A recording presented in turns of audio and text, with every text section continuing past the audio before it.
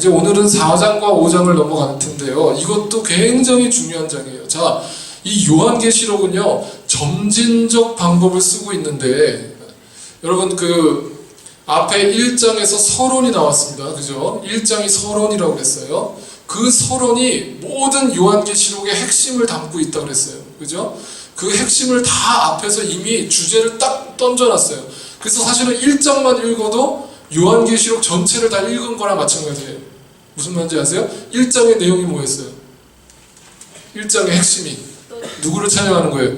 예수 그리스도를 찬양하는 거죠. 그래서 요한계시록은 종말론적 복음서다라고 말씀드렸고, 또 다른 표현으로 종말론적 교회론이다, 제가 서론에서 말씀을 드렸습니다. 그렇다면 2장과 3장이 이 땅에 현존하는 교회들을 향한 메시지다라고 우리가 받아들였다면, 이제부터는 또 무슨 얘기가 나오냐면 4장과 5장에서 이 땅의 교회는 책망을 받고 완전한 교회가 아닌 거예요.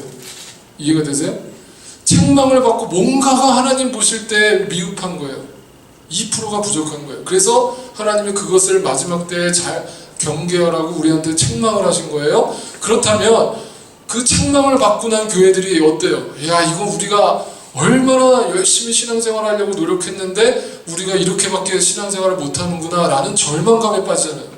그래서 우리는 이렇게 이 땅의 사탄의 유혹과 그 시험 가운데 우리는 늘 넘어질 수밖에 없고, 발람의 교훈과 이세벨의 교훈과 니골라당의 교훈에 넘어져서 우리는 승리를 할 수 없는 존재구나 라는 절망감이 엄습해 올 때, 이 4장과 5장을 다시 주심으로 인해서 뭘 주시냐면 소망을 주시는 거예요. 소망을, 희망을 주시는 거예요. 뭐냐면 이 땅에서 너희가 불완전하지만 완전한 교회가 이미 완성되어 있다 이 말이에요. 네? 이미 교회는, 하나님 나라의 교회는 하늘나라에 완성되어져 있다, 이걸 얘기하는 거예요. 그 교회가 마지막 시대에, 종말의 때에 이 땅에 도래할 텐데, 내려올 텐데, 그제서야 이 땅의 모든 불완전한 우리들이 주님의 부르심을 받고 흰옷을 입고 그 주님을 찬양하는 완전한 교회로 변화되어질 것이다.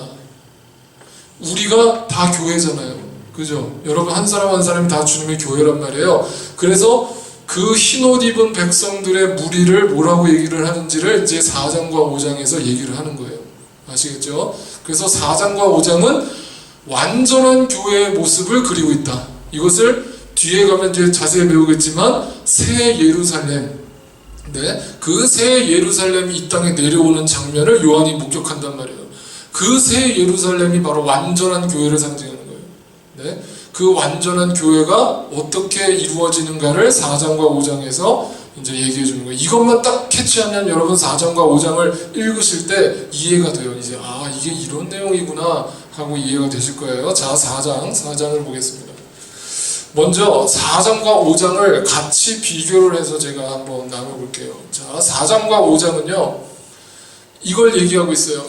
예수 그리스도가 요한계시록 1장에서 이 종말의 시대에 종말의 승리를 가져올 분이라는 걸 강조하셨다면, 이 4장과 5장에서도 누구의 승리를 얘기하고 있겠어요?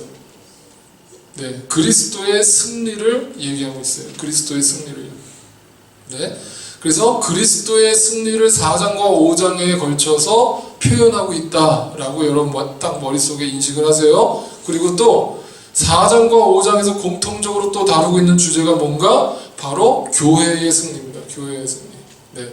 이 땅의 교회는 불완전하지만 주님의 온전한, 완전한, 승리한 교회가 이 땅에 다시 도래할 것이기 때문에 반드시 주님의 교회는 승리한다라는 이야기를 담고 있어요. 또 4장과 5장에서 또 중요한 핵심적인 개념이 뭐냐면 하나님의 보좌입니다. 하나님의 보좌.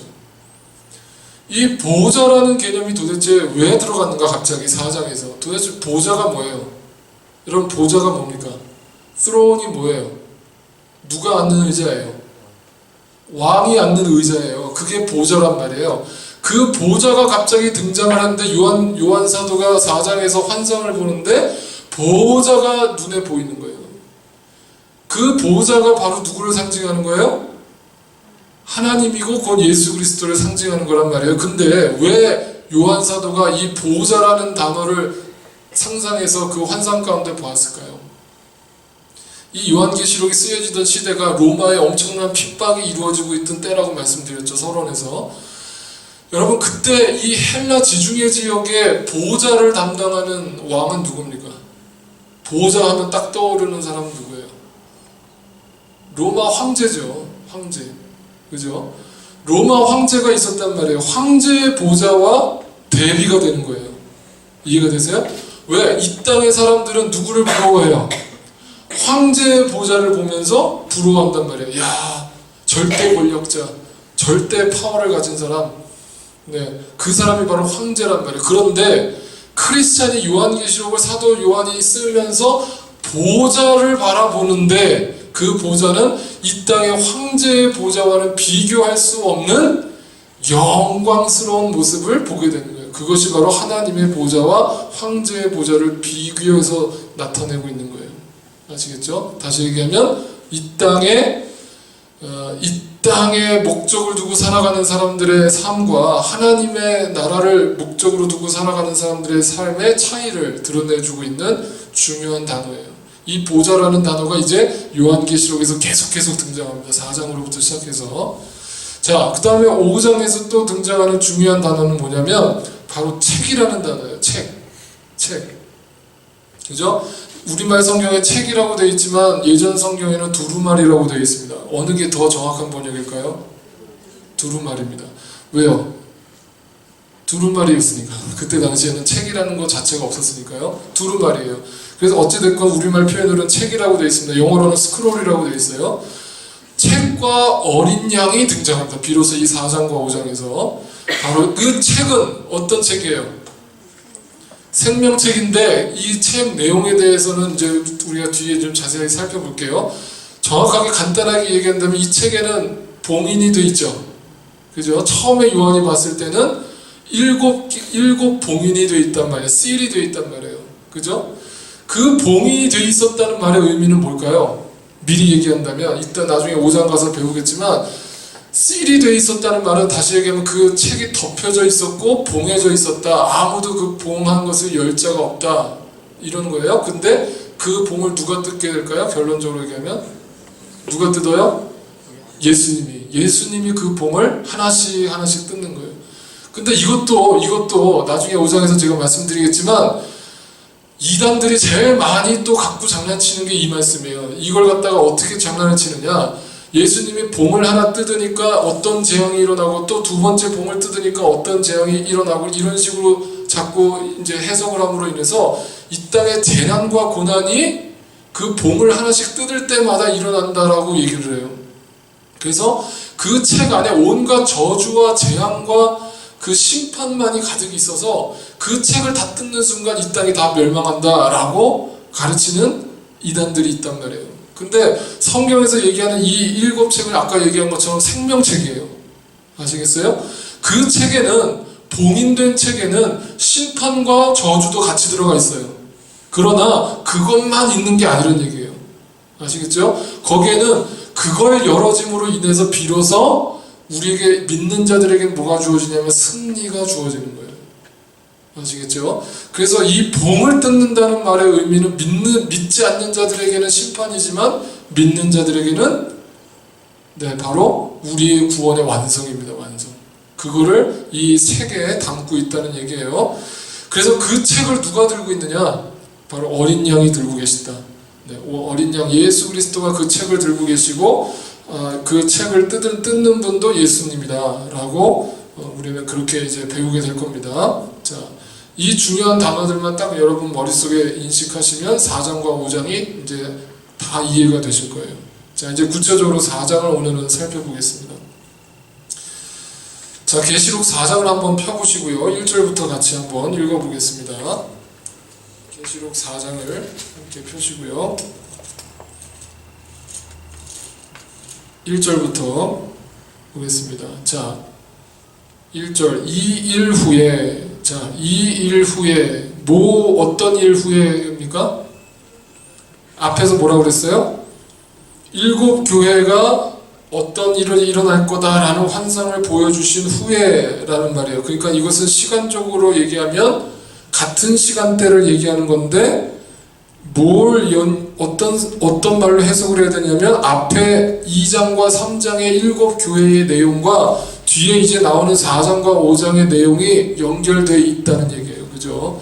그래서 불완전한 교회의 모습이 이렇다면 이제 완전한 모습의 교회는 어떤 모습인가를 그리고 있다는 거예요. 자, 그걸 보기 전에 지난주 3장 21절 22절을 보면 무슨 단어가 등장합니까? 비로소? 거기서 중요한 단어를 한번 찾아보세요. 제가 방금 말씀드렸던 것 중에 보호자죠. 보호자.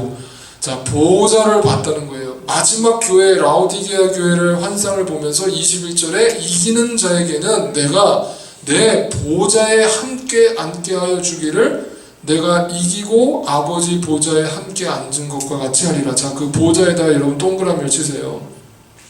자, 보좌.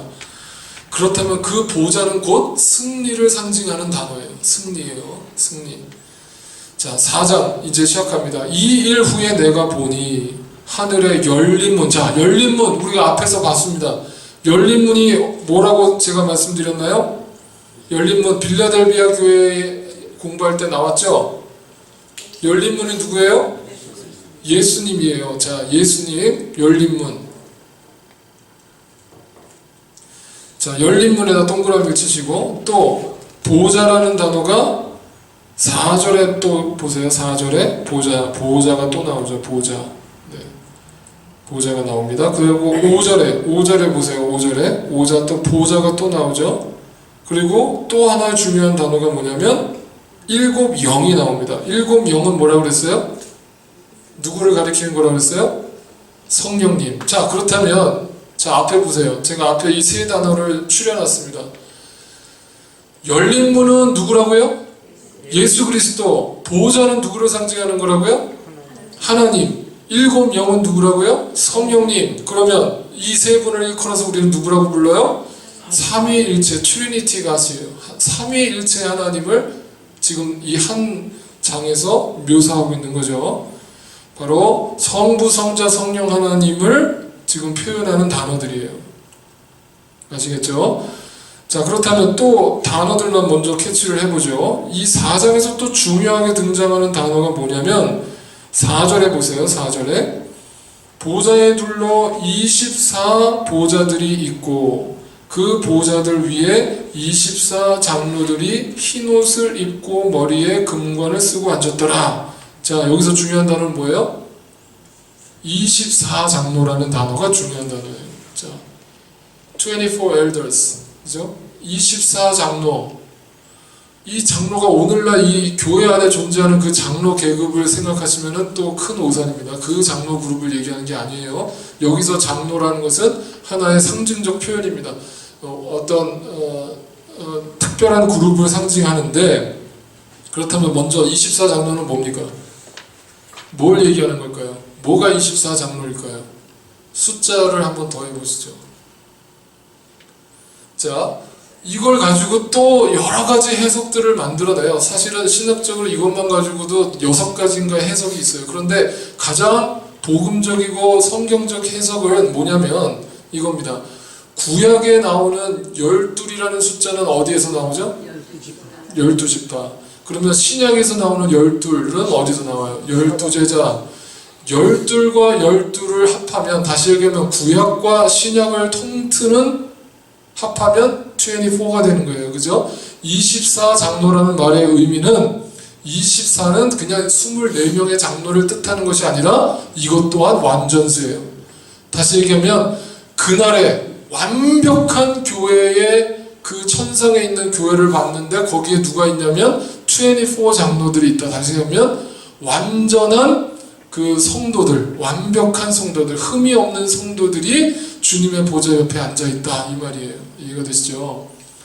그래서 이거를 이렇게 해석하는 것도 잘못된 해석이에요. 이단들이 이걸 어떻게 해석하느냐, 신천지는 이걸 이렇게 해석합니다. 24 장로의 명단을 기록합니다. 명단. 1번 그 신천지 누구죠? 이만희가 첫 번째 장로라는 거예요. 2번 뭐 2번 베드로 뭐 이런 식으로 한 24명의 의인들이 거기에 앉아 있다. 그러면서 그 중에 한 자리가 비어 있다는 거예요. 한 자리가 비어 있대요. 그래서 그 한 자리를 누가 앉을지 모른다. 그러므로 여러분들이 이 땅에서 충성하고 헌신하고 헌금 많이 하면 그 24 그 보좌에 올라가 앉는다. 이렇게 가르칩니다. 실제로 신천지에서요. 그러니까 이게 전부 다 왜곡하는 거예요. 아시겠죠? 24장로는 완벽한 성도들의 모습을 상징하는 거예요. 자, 그 다음에 또 중요한 단어가 나옵니다. 4절을 다시 보세요. 24장로들이 무슨 옷을 입고 있어요? 흰 옷을 또 입고 있대요. 이것은 아까 우리가 앞에서 7교회 중에서도 흰 옷이 나왔죠. 자, 흰 옷은 뭘 상징하는 거라고 그랬습니까? 네? 흰 옷은, 옷이라는 것은 성경에서 예수 그리스도를 상징하는 거예요. 또 그렇다면 흰 옷을 입었다라는 것은 순결한 주님의 백성을 상징하는데 한마디로 구원받은 백성을 얘기하는 거예요. 그죠? 그러니까 24장로도 하나님 나라에서 완벽한 존재로서 성도를 지칭하는 단어고, 흰 옷을 입었다는 것도 바로 구원받은 하나님의 백성을 상징하는 거예요. 아시겠죠? 자, 그래서 이거는 전부 다 승리한 교회를 상징하는 단어들이다. 아시겠죠? 아시겠죠? 승리한 단어, 교회다. 여러분, 제가 질문을 던집니다. 이미 하나님의 교회는 승리했습니까? 안 했습니까? 했죠.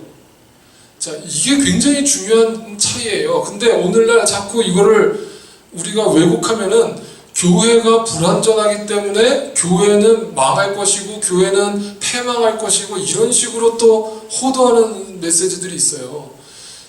눈에 보이는 교회는 문을 닫을 수 있어요. 그러나 이 교회는 눈에 보이는 교회를 얘기하는 게 아니죠. 그렇죠. 이 함께하는 교회 같은 눈에 보이는 교회를 얘기하는 게 아니라 바로 영적인 완벽한 교회를 상징하는 거란 말이에요. 그 하나님의 교회는 이미 승리했어요. 언제? 네, 예수님이 십자가에 달리셔서 돌아가시는 그 순간에, 그죠? 성막이 위에서 아래로 찢어지면서 인간과 하나님 사이에 막혀있던 모든 문이 열려짐으로 인하여서 모든 관계가 회복됐다. 그 즉시 교회는 승리했다는 거예요. 그것이 예수님의 부활로 나타난 거예요. 그죠? 그래서 예수님의 죽으심이 곧 승리다 라는 역설이 우리 기독교의 진리가 된 거예요. 그죠? 자, 그래서 우리는 이미 승리한 사람들이다. 옆에 분들에게 얘기해서 여러분, 당신은 이미 승리한 사람입니다. 네, 이걸 확신 가지고 계세요. 확신 가지고 계세요. 그렇다면 오늘날 이단들이 자꾸 요구하는 게 뭐냐면 자꾸 내 마음속에 불신을 심어주는 거예요. 너 확실히 구원받았니? 구원파. 너 진짜 구원받았니? 아닐걸? 몇 날 몇 시에 받았니? 기억 못하지? 그럼 구원받은 거 아니야. 너 지금까지 헛산 거야. 우리 교회 다시 와. 라면서 구원파가 이제 성도들을 끌고 가는 거죠. 자꾸 불신을 심어줘요. 뭔가 내가 지금 잘못 믿고 있구나. 아니란 말이에요. 이미 내 마음속에 확신이 있다면 나는 이미 주님 앞에 승리한 교회다. 아멘. 자, 그 다음에 또 중요한 단어를 이제 찾아보겠습니다. 여기서 이제 제가 그걸 살펴보기 전에 자, 앞에 이제 다시 돌아가서 한번 차례대로 읽어볼게요. 1절에 내가 보니 하늘에 열린 문이 있는데 내가 들은 바 처음에 내게 말하던 나팔 소리 같은 그 음성이 이르되 이리로 올라오라. 자, 이리로 올라오라. 지금 요한 사도가 무슨 메시지를 들었냐면 하나님께서 올라오라. 이거는 뭘 얘기하는 거예요? 이걸 가지고 우리가 이제 뭐라고 또 얘기를 하냐면 휴거로 얘기를 합니다. 아, 요한 사도가 먼저 휴거를 경험했구나. 휴거가 뭐예요? 우리 몸이 올라가는 거예요. 하늘로 주님 오시는 날에. 그래서 지난번 제가 첫 번째 시간에 영상 보여드렸죠. 이단들이 다미성교회가 1993년도에 한국에서 그 다 흰옷을 입고 참 지금 생각하면 너무 진짜 유치한 일인데 그게 실제로 있었단 말이에요. 막 뉴스에 9시 뉴스에서 생중계하고 막 난리 났었단 말이에요. 그죠? 그 안에 들어가가지고 그때 어떤 여자 성도가 결국 자정이 지났는데도 아무 일도 안 일어나니까 나오면서 뭐라고 인터뷰하는 거 들으셨죠? 그때 뭐라 그래요? 이게 하나님이 잠깐 미스테이크 하신 거래요. 네, 미스테이크 하신 거기 때문에 곧 다시 오실 거라고 또 그렇게 또 철석같이 믿고 있어요. 그러니까 이게 참 이 사탄의 영에 한번 씌이면요 사람이 제정신이 아니에요. 제정신이 아닙니다. 어찌됐건 이 휴거를 얘기하는 것이 아니라 여기서 얘기하는 이 의미는 뭐냐면 음성이 이르되 이리로 올라오라 이후에 마땅히 일어날 일들을 내가 내게 보이리라 라고 하시면서 음성으로 그를 초대하셨어요. 올라오라는 말의 의미는 여러분 야곱이 사닥다리가 오르락내리락 하던 그 단어와 똑같은 단어를 쓰고 있어요. 다시 얘기하면 기도했다는 뜻이에요. 사도 요한이 기도로서 주님과 소통했다는 뜻입니다. 아시겠죠? 이걸 자꾸 신비적으로 또 풀지 말란 말이에요. 뭐 사도 요한이 하늘에 올라갔다가 내려왔다. 네, 다 이게 다 이단들이 하는 얘기예요. 이거는 영적으로 그가 주님과 소통했다는 뜻이에요. 두 번째 2절 내가 곧 성령에 감동되었더니 자 보세요. 이게 지금 기도하는 가운데 어떤 일이 일어난 거예요? 성령의 뜨거움 역사가 요한 사도 가운데 일어났어요. 성령의 충만함을 받았어요. 그래서 보라 하늘의 보좌를 베풀었고 그 보좌 위에 앉으신 이가 있는데 이걸 누구를 묘사하는 겁니까? 보좌에 앉으신 이가 누구예요? 예수 그리스도지만 여기서는 하나님이죠. 성부 하나님이죠. 하나님이 보좌에 앉아 계신 거예요. 그것을 성령께서 보여주셨단 말이에요. 자, 이런 진리들을 여러분 우리가 잘 보시면 성령의 뜨거움과 성령의 충만함을 받으면요 우리가 하나님의 보좌를 보는 거예요. 이게 무슨 신비적인 걸 보는 게 아니라 이 땅의 삶이 피곤하죠, 힘들죠, 고난 가운데 있죠. 그러나 성령의 충만함을 받으면 뭐예요? 내가 이 땅의 삶이 끝이 아니라는 게 비로소 하나님의 보좌가 보임으로 인하여서 내가 거기 고난 가운데 일어날 수 있는 힘을 거기서 찾는 거예요. 그게 바로 성령의 충만함이란 말이에요. 아시겠죠? 그래서 성령의 감동을 받았더니 하나님의 보좌가 보이는 거예요. 사도 요한의 마음속에. 아시겠죠? 3절에 앉으신 이의 모양이 이랬습니다. 하나님이 이렇게 생겼대요. 벽옥과 홍보석, 이게 또 중국집 아니에요 여러분. 자꾸 이거 헷갈리지 마세요. 홍보석 같고 또 무지개가 있어 보좌에 둘렀는데 그 모양이 녹보석 같더라. 네. 이 뒤에도 20장에도 21장에도 계속해서 하나님을 묘사하는 이 단어들이 계속 나오죠. 자, 미리 가서 한번 찾아보죠. 여러분 요한계시록 21장을 한번 가보세요. 21장 9절에 보세요. 9절에. 자, 아까 제가 말씀드렸죠. 완성된 교회가 무슨 교회의 모습으로 나타난다고 그랬어요? 완성된 교회의 모습이 뭐라고 그랬어요? 단어가 새 예루살렘. 자, 새 예루살렘의 모습이 뭐냐? 7 대접을 가지고 마지막 7 재앙을 담은 7 천사 중 하나가 나와서 내게 말하여 이르되 이리 오라 내가 신부 곧 어린 양의 아내를 내게 보이리라 하고. 어린 양의 아내가 여기서 누굽니까? 예수님의 아내가 있다는 얘기예요? 누구를 얘기하는 거예요?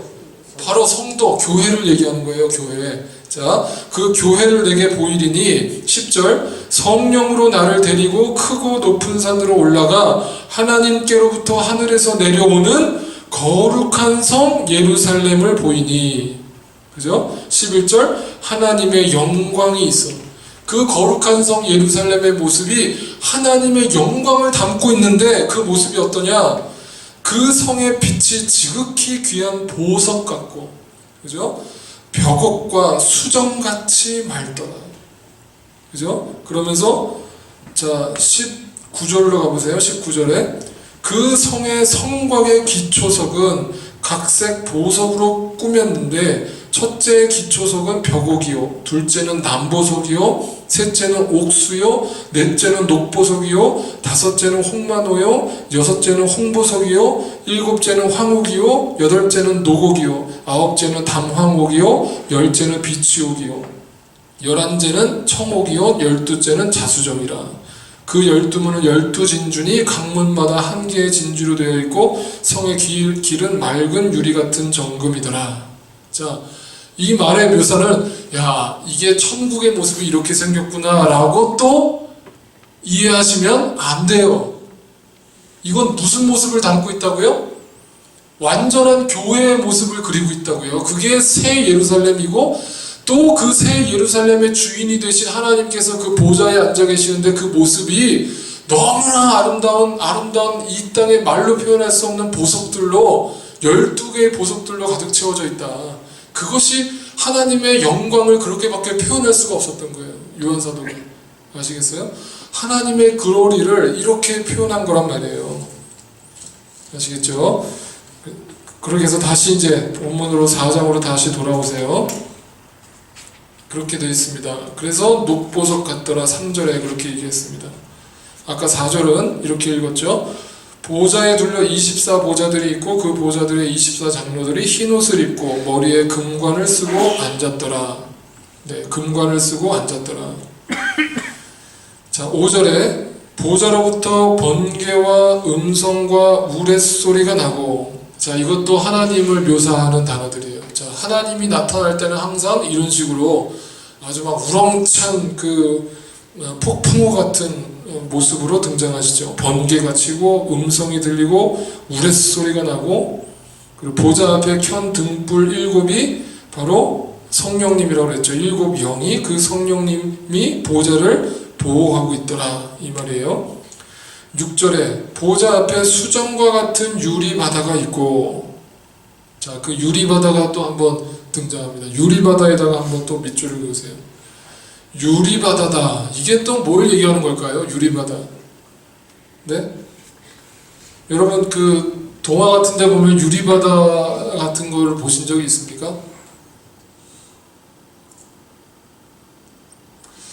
최근에 그 디즈니 만화 중에 그 애들이 열광했던 그 레디고라는 그 영화에 보면은 그 이렇게 얼음 마녀가 이렇게 착 하니까 물이 다 이렇게 얼어버리는 장면이 나와요. 호수든 바다든 다 얼어버리는데, 다 얼어버리니까 그 위를 지나가는데 이게 살얼음이 아니기 때문에 너무나 자유롭게 그냥 사람들이 왕래하는 그런 아주 투명 수정과 같은 유리로 변한단 말이에요.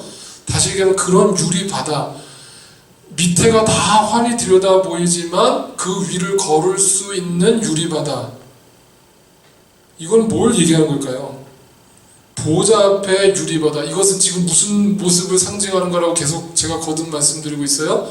완전한 교회의 모습이 이렇다는 거예요. 완전한 교회의 모습이 유리바다와 같다. 수정과 같은 유리바다. 너무나 투명하고 맑은 유리바다가 그 밑에 깔려있다. 여러분, 성경은요, 구약부터 신약까지 하나도 다 우연히 쓰여진 것이 없고 다 일맥상통하게 되어 있어요. 이 땅에 예수님이 오셔서 행동하신 모든 행동에도요, 다 의미가 있고 메시지가 있는 거예요. 그런데 예수님이 바다를 걸으셨던 장면이 나오죠. 자, 그것도 한번 생각해보면, 왜 예수님이 바다를 갑자기 걸으세요? 그거 뭐 쇼하시려고? 누구한테 자랑하려고? 왜 걸으셨을까요? 그 여러분 성경을 보시면 예수님이 바다를 걸을 만한 이유가 전혀 없는 상황이었어요. 그죠? 안 그래요? 풍랑이 일고 있는데 예수님이 바다 위를 걸어오셨단 말이에요. 그 풍랑은 우리가 흔히 뭘 상징하는 거라고 얘기해요? 그쵸? 다시 얘기하면 제자들이 배를 타고 홀로 밤길을 가고 있는데, 배를 타고 가고 있는데 풍랑이 일었단 말이에요.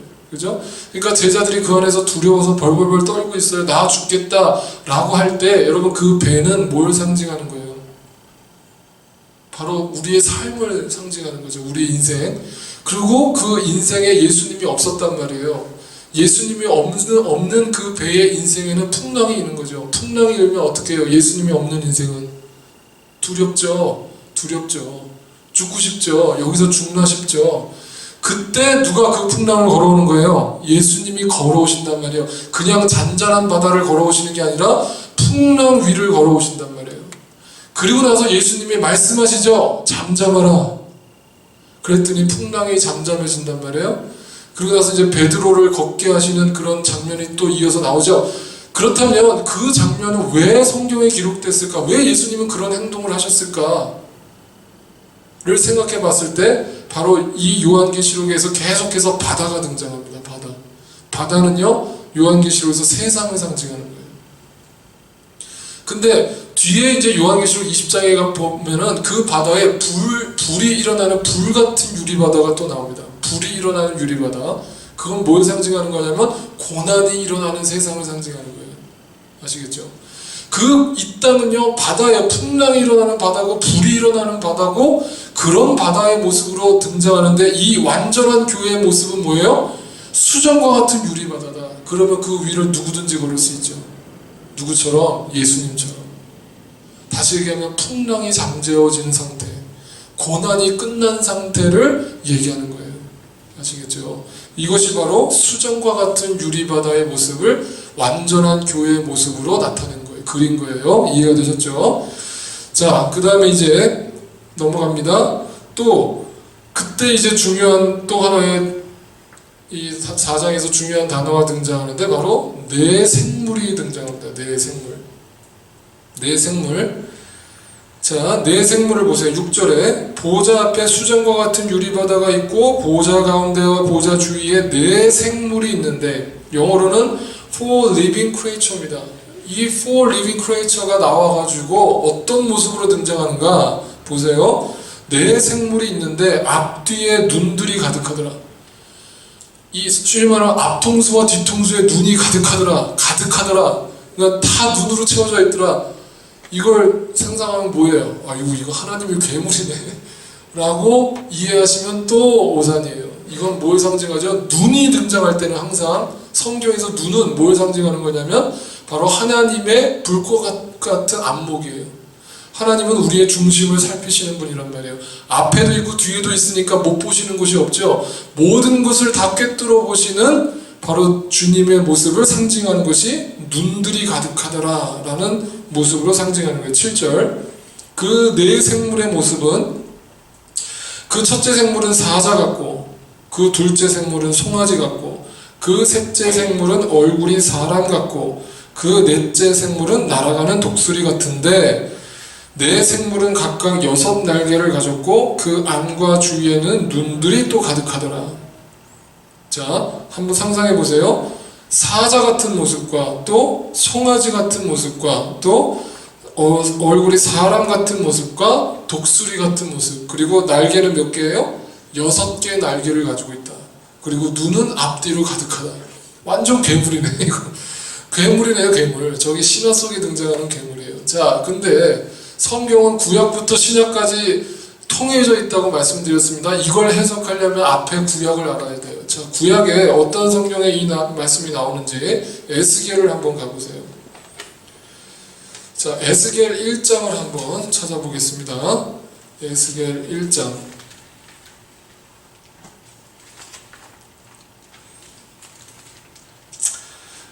지난번에 제가 한번 말씀드린 적이 있는데, 이 에스겔 1장을 가지고 제가 신학교에 있을 때 어떤 이단 그룹이 찾아왔었어요. 저희 방에, 자취방에 찾아와가지고 이 말씀을 보여주더라고요. 그러면서 뭘 얘기하나 들어봤더니 UFO가 성경에 나와 있다는 거예요. UFO가. 네? 한번 보자고요. 지난번에 제가 한번 가르쳐 드렸었죠. 아시는 분은 아실 텐데, 에스겔 1장을 UFO다 라고 생각하고 한번 읽어보세요. UFO다. 이건 UFO다. 4절. 내가 보니 북쪽에서부터 폭풍과 큰 구름이 오는데 그 속에서 불이 번쩍번쩍하여 빛이 그 사방에 비치며 그 불 가운데 단쇠 같은 것이 나타나 보이고 그 속에서 네 생물의 형상이 나타나는데 그들의 모양이 이러하니 그들에게 사람의 형상이 있더라. 그들에게 각각 네 얼굴과 네 날개가 있고 그들의 다리는 고든 다리요 그들의 발바닥은 송아지 발바닥 같고 광낸 구리같이 빛나며 그 사방 날개 밑에는 각각 사람의 손이 있더라.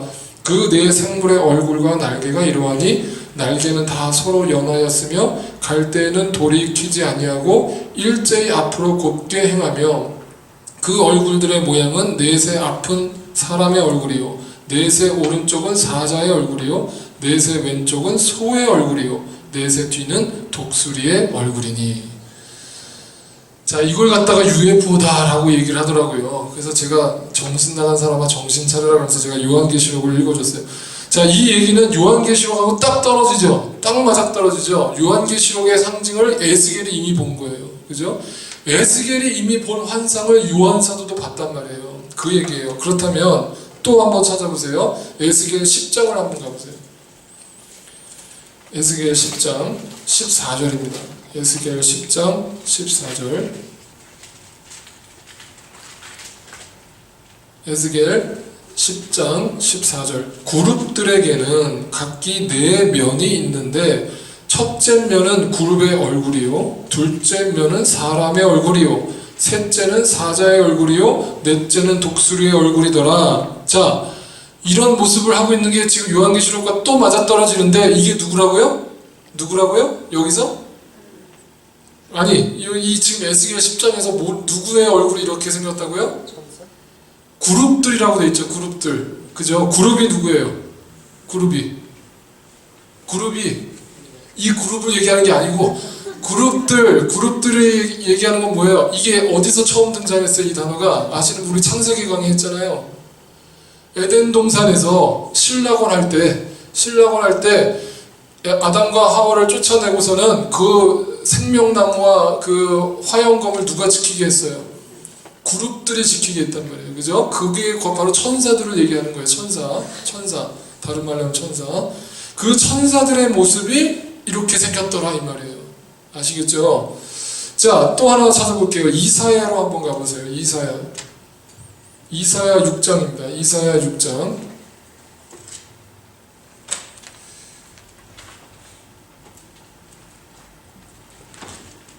이사야 6장 2절입니다. 이사야 6장 2절.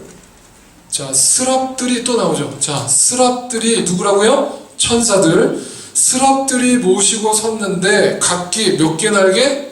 6날개. 어떤 거하고 똑같아요? 계시록하고 똑같죠.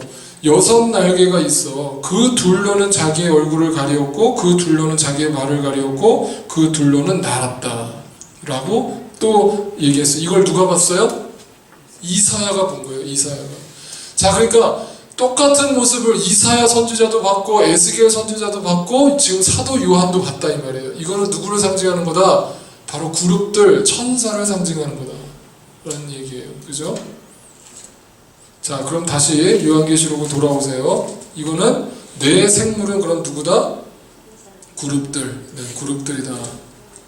자, 이제 거의 다 끝났습니다. 자, 이걸 이해하고 나면 이제 요한계시록 4장이 완전히 이해가 되실 겁니다. 자, 이 그룹들이 어떤 노래를 부르는지를 보세요. 8절에 4장 8절에 눈들이 가득하더라 그러면서 그들이 밤낮 쉬지 않고 이르기를, 밤낮 쉬지 않고 이르기를이라고 하는 게 말을 했다는 말이 아니라 여기서 sing어예요. singing이에요. 노래를 불렀다는 거예요. 무슨 노래를 불렀냐? 거룩하다 거룩하다 거룩하다 주 하나님 곧 전능하신 이여 전에도 계셨고 이제도 계시고 장차 오실 이시라 하고 노래를 불렀습니다. 그랬더니 그 9절에 그 생물들이 보좌에 앉으사 세세토록 살아계시는 이에게 영광과 존귀와 감사를 돌릴 때에, 자, 다시 얘기하면 그룹들이, 천사들이 보좌에 앉으신 하나님께 영광과 찬양을 쉬지 않고 드리고 있을 바로 그 순간에 또 누가 화답을 하느냐? 10절에 보세요. 10절에 24장로들이 보좌에 앉으신 이 앞에 엎드려, 그러니까 누구 앞에 엎드렸단 말이에요? 하나님 앞에 엎드렸다. 하나님 앞에 엎드려서 뭐라고 얘기하느냐? 세세토록 살아계시는 이에게 경배하고 자기의 관을 보좌 앞에 드리며 이르되 우리 주 하나님이여 영광과 존귀와 권능을 받으시는 것이 합당하오니 주께서 만물을 지으신지라 만물이 주의 뜻대로 있었고 또 지으심을 받았나이다 하더라. 이게 뭐예요? 한마디로 얘기하면 이 사람들이 지금 뭐 하고 있는 거예요? 이 사람들이 뭐 하고 있는 거예요? 네? 찬양을 하고 있는 거예요. 찬양을 하고 있는 거예요. 누구를 향해서?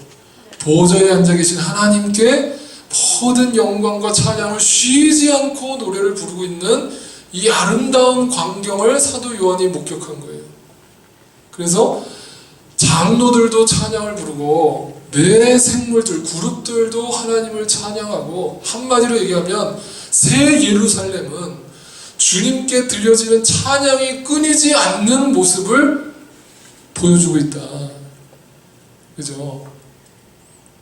그래서 저는 확신하는 게 있습니다. 이 땅에서 우리가 하나님의 영광을 보는 순간이 있어요. 언제입니까? 찬양 가운데. 단지 찬양이 노래가 아니라고 제가 거듭 말씀드렸어요. 노래가 찬양이라고 이해하시면 여러분 성경을 잘못 보시는 거예요. 시편이 전부 다 찬양이잖아요. 곡조 없는 노래가 하나님을 고백하는 게 찬양이란 말이에요. 그죠? 그래서 하나님을 높이는 거예요. 주님만이 영광을 받으시옵소서라고 주님만을 드러내는 그 찬양 가운데 하나님의 영광스러운 모습이 나타난단 말이에요.